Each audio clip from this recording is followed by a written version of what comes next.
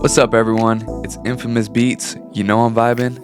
Let's cut to the chase. A lot of us have a full plate with either school or a job while still trying to pursue our passion as a music producer, and it can be tough. This is a subject that's pretty near and dear to me because it's been my life for about the past 7 years, and I also feel like it's one of those things that's really not talked about enough in the music producer community when really this is the reality for a lot of us. So I wanted to talk through the balance of having a job or going to school while trying to become a full-time music producer. This last month, I was able to become a full-time music producer for the first time in my life, and hopefully I can walk through some of the things that I went through and they can be helpful to your situation. So kind of going through my past experiences, I found that there's 5 main things that were the most important to me when trying to become a full-time music producer and also working a job or being at school, or maybe both. And those 5 topics are having a plan, sacrifice, diversifying your talents, investing in yourself, and dedication. So first, we'll go over having a plan. So you're gonna wanna have a short-term and a long-term plan,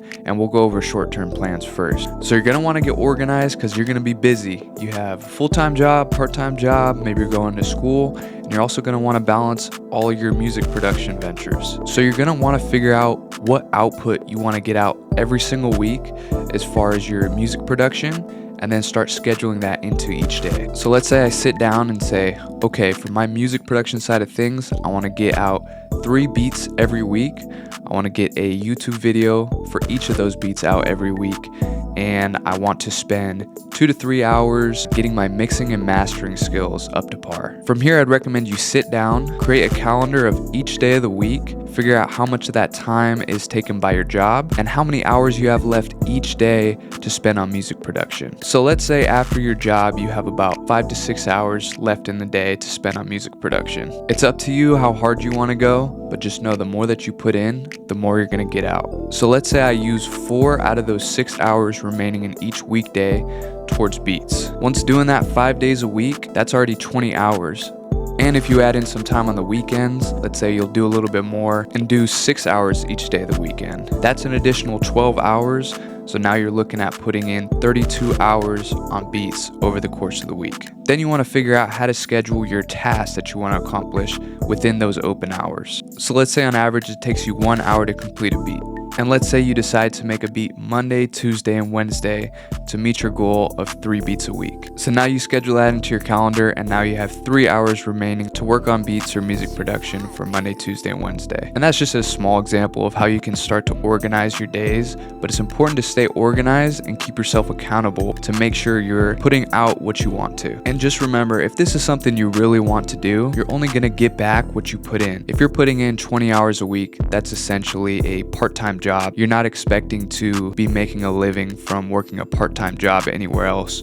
So why would you expect to do that for music production? So you may want to take a step back and think, how much work am I willing to put in for this? And is this something I really want? Because if you truly want to become a full-time music producer, it's not going to be easy. So take that into account when creating your short-term plan and scheduling out each week. Okay, and you're also going to want to create a long-term plan. And this plan is essentially going to be, how am I going to get from the position I'm at right now to working as a full-time music producer? And this could look something like, once I make X amount of dollars a month from music production, I'm gonna switch from my main job to a part-time job and focus more on beats with that extra time I have. And then at that point, once I make X amount of dollars, I'll quit my part-time job and become a full-time music producer. Or maybe if you're going to school, let's say you have 4 years left to school and each year you have an income goal. I'm gonna make $2,000 a month by the end of freshman year, then sophomore year, $3,000. And at the end of your senior year, your goal is to have $5,000 a month coming in regularly from music production to be able to do it full time. And that way you have something to work towards and also a way to track whether or not you're doing well. And the next topic we'll focus on is sacrifice. So I talked about this a little bit earlier in the video,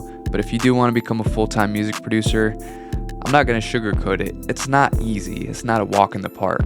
And the reason I say that is because you're going to have to sacrifice a lot of things, especially your time, to put towards your craft. So when you get home from work or school, you might love to just relax for an hour, maybe throw on Netflix or play some video games. That time, unfortunately, is now cutting into your time for music production. When I was on my personal journey, I started to realize pretty quickly shoot, I don't have enough time in the day to do the things I want. And that ultimately led to me waking up earlier, 5, 6 a.m. just to get on my computer and knock out a couple things before I go to school or work. And especially for me, that's not fun. I like my sleep, so it really sucked in the beginning, but ultimately I decided that my priority was I wanted to do what I love, which is making music for the rest of my life. So that's a sacrifice I had to make just so I can make this happen. And sometimes you're also gonna have to put in the work even when you don't want to. You know, this includes the weekends too, when your friends just wanna hang out and lounge around all weekend. You might have to have a little bit of self-discipline and say, maybe I'm gonna stay in today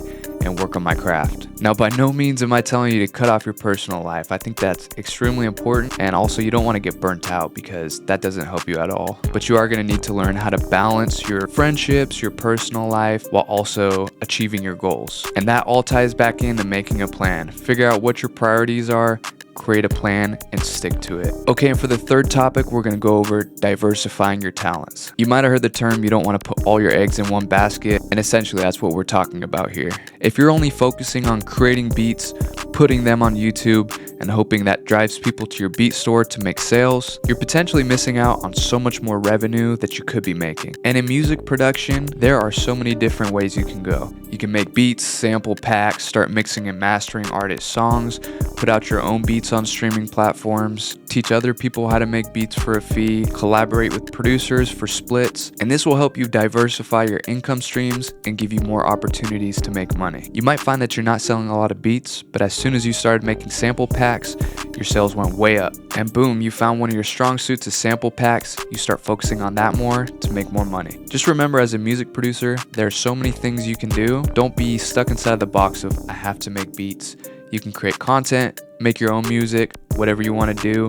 There's a lot of different ways to make money. Okay, and number 4 is investing in yourself. So once you start making money from your music production business, I highly recommend putting all that money right back into the business. This could be in the form of marketing, music production equipment. The main point I'm trying to make here is use that money to elevate your business rather than spending it on yourself or personal things. And we all heard the saying, time is money. That's a great way to think about it, because the more money you spend on your business, essentially you're closing the gap between when you can become a full-time music producer and saving yourself more time. For example, if you get, let's say, $200 one month from your beats and you use that money on Instagram ads for your latest sample pack, you may attract some customers from that ad who buy a sample pack from you and then turn into return customers who continue to buy things from you in the future. And this is going to help you get closer to your monthly income goals. If you spend that money on, let's say, McDonald's or the latest video game, you're never going to get those customers, and that's money in your pocket that you don't have. So I know it's tough, especially if you sell an exclusive beat, you get a big check, and there's something you really want.